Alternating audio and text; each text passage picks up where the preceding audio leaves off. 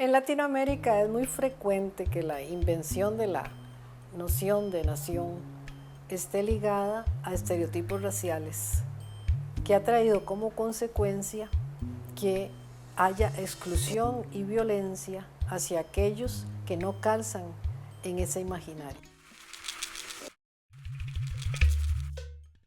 Posiblemente usted ha escuchado en discursos políticos o en conversaciones callejeras: Costa Rica, la Suiza centroamericana. Es que en Costa Rica todos somos blancos. Somos un país democrático. Estas frases nacieron bajo premisas que buscaban darnos un significado de blancos, descendientes de europeos, olvidando al abuelo indígena, al africano y por ende de una sociedad racional y democrática.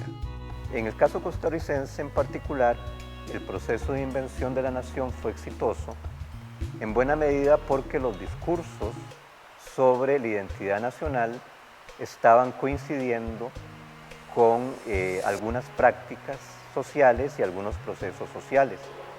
Por ejemplo, cuando los liberales enfatizaban que Costa Rica era una nación blanca, lo hacían en un contexto en donde los indígenas permanecían en comunidades distantes, en áreas fronterizas, y la población afrocostarricense estaba concentrada en Limón, de manera que eran poblaciones que podían ser más fácilmente invisibilizadas.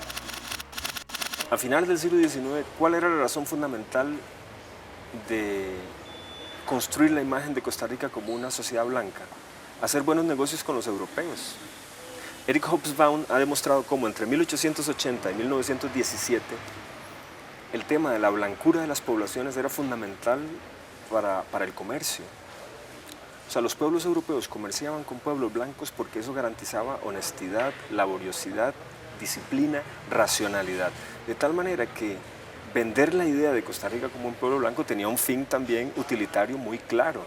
Eso a nivel externo y a nivel interno también permitía de alguna manera cohesionar al país. Esas son efectivamente usos, digamos, instrumentales de la blancura.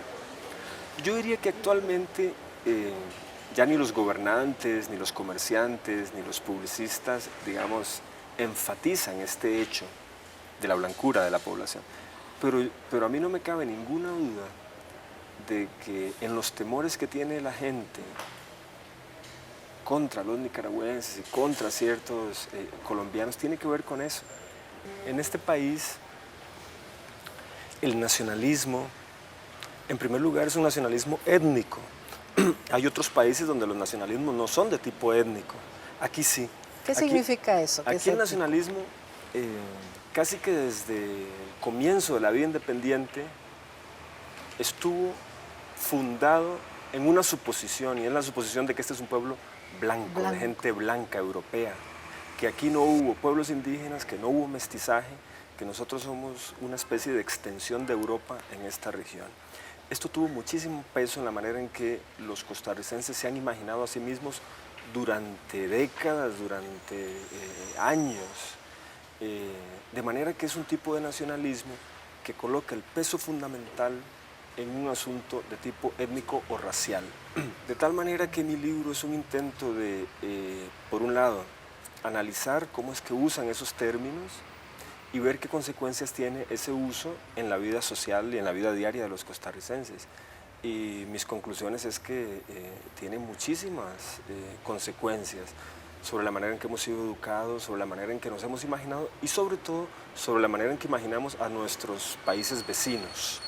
Es decir, el nacionalismo étnico metafísico de alguna manera nos lleva a suponer que nosotros somos un pueblo blanco y que nuestros vecinos son pueblos o mestizos o indígenas y por lo tanto sospechosos. Sospechosos de no ser pacíficos, de no ser racionales. Efectivamente, porque la suposición básica de que este sea un pueblo blanco es que al ser blanco es racional, es laborioso, es sano, es confiable, es democrático. De hecho, algunos intelectuales sostenían que aquí hay democracia porque somos un pueblo blanco. Que en pueblos donde hay mestizaje, donde hay población indígena, no hay posibilidad de democracia porque la democracia es casi una prerrogativa de los pueblos blancos. Bueno, pues eso a mí me parece inaceptable. No es cierto que la democracia costarricense sea el producto de un tema étnico o racial. Es el producto de una serie de procesos históricos, de una serie de conquistas sociales y políticas, y a mí me parece inaceptable y por eso, digamos, en mi libro me peleo contra ese nacionalismo étnico metafísico. Este imaginario, esta invención étnica, afecta también en la interioridad de la diversidad que somos. Sí, afecta de muchas maneras, Sonia. En primer lugar, afecta internamente. Costa Rica es una sociedad claramente multicultural, plurilingüe, multiétnica, y esta imagen de que somos un pueblo blanco de alguna manera ignora, olvida o desprecia ese hecho, y eso es inaceptable. Somos un país claramente diverso, tenemos diversidad cultural, tenemos pueblos indígenas, tenemos lenguas indígenas, aquí hay gente que habla inglés desde siempre, de tal manera que imaginarnos como un pueblo cuya única característica es la homogeneidad racial es un dato histórico inaceptable, que no cuenta con ninguna evidencia. Este es un pueblo mestizo, no hace falta más que verte a vos y verme a mí. Somos claramente mestizos, tenemos sangre indígena, tenemos sangre negra y somos una mezcla y eso es maravilloso. A mí la pureza racial me parece un asunto absolutamente peligroso. Y eso fue muy importante en este país y yo creo que hay resabios todavía. Y eso es lo segundo. No solamente es un problema interno, sino es un problema también externo, porque somos un país que recibe a muchos inmigrantes internacionales.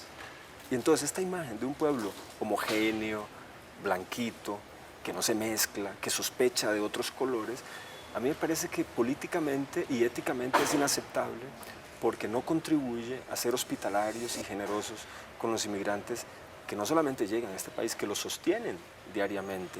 O sea, Costa Rica no tiene presente y no tiene futuro sin inmigrantes.